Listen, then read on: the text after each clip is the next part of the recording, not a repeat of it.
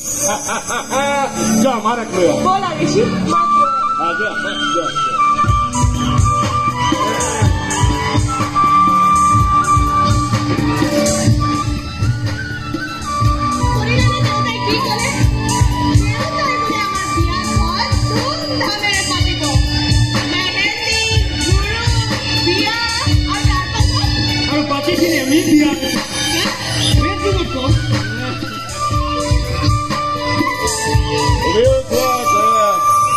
আজিৰ পৰা তুমি তোমাৰ ককাইৰ লগত থাকিবা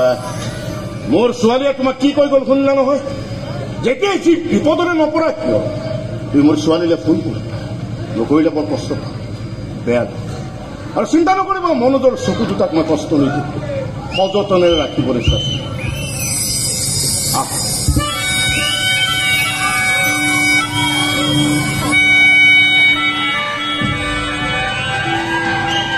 দেউতা